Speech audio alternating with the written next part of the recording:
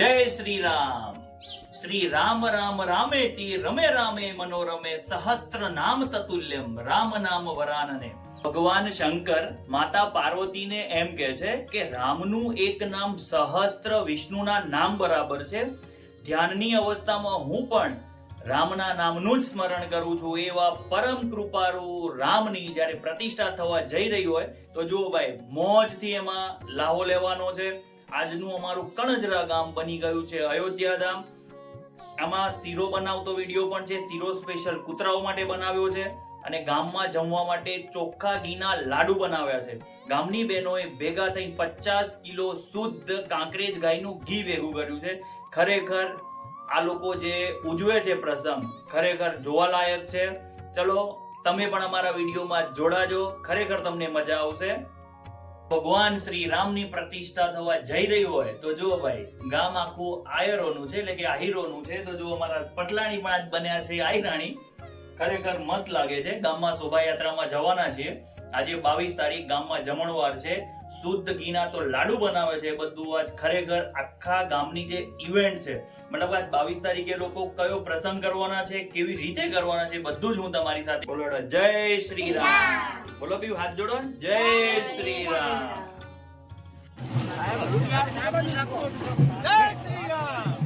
જય શ્રી રામ.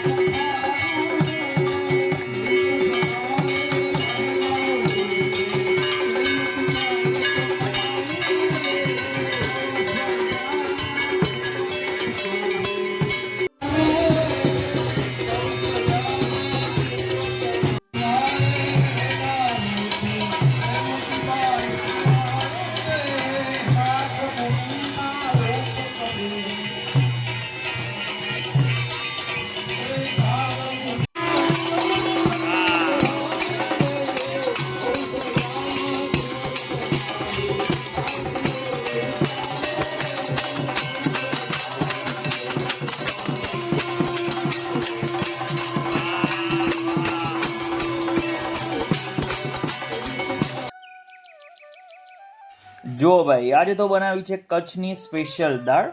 18 કિલો તુવરની દાળ અને 18 કિલો મગની મોગર બંનેને સારી રીતે બાફી લીધા છે. અહીં જુઓ, બફાઈને એક રાડ થઈ ગઈ છે. હવે એનો વઘાર કરીશું. એના માટે પહેલા તો આદુ, મરચાં અને લસણને ચક્કીમાં પીસી લીધા છે.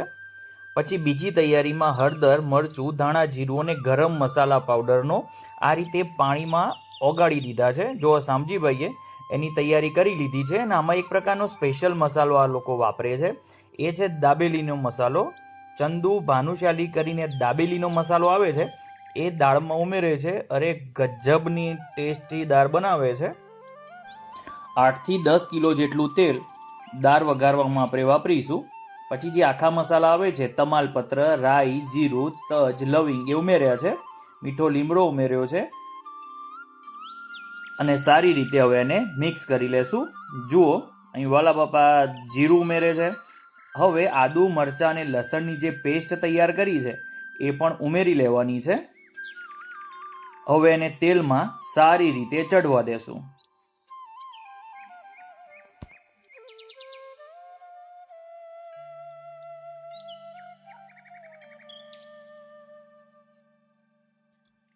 આદુ, મરચાં, લસણની પેસ્ટ સારી રીતે ચડી જાય પછી એની અંદર 5 થી 7 કિલો જેટલા ટામેટા ઉમેરવાના છે.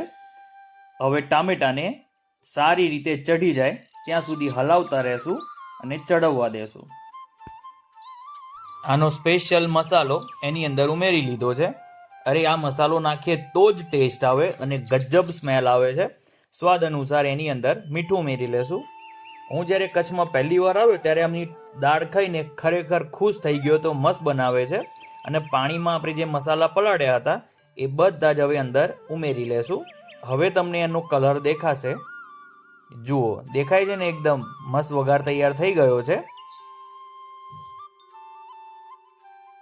હવે બાફેલી દાળને આની અંદર ઉમેરી લેશું.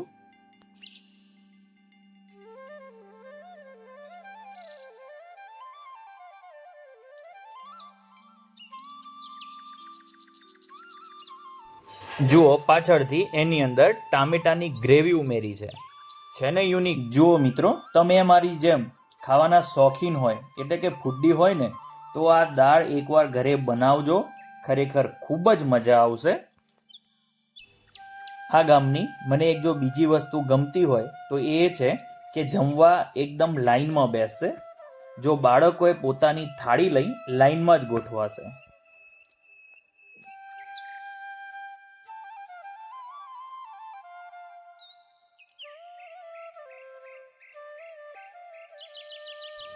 જમવા માટે બધા લોકો આવી ગયા છે. ટોટલ 1100 માણસ જેટલી રસોઈ છે. હવે અમે જમી લેશું. અને હવે વિડીયો જોજો. બપોર પછી અહીં રાસ ગરબાનો પ્રોગ્રામ છે અને ગામની જ 2 દીકરીઓ જસુબેન અને નીલમબેન બંને જ અહીં સ્ટેજ ઉપર પ્રોગ્રામ આપ્યો છે. બંને બહેનો મસ્ત ગાય છે.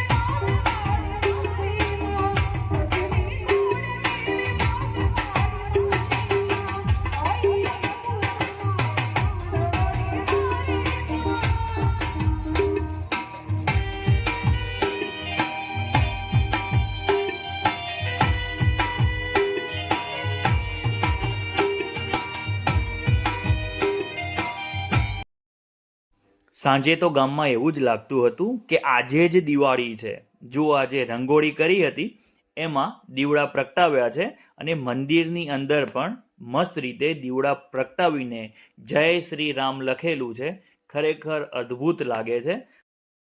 લાઈક, શેર અને સબસ્ક્રાઇબ કરવાનું ભૂલતા નહીં. જય શ્રી રામ.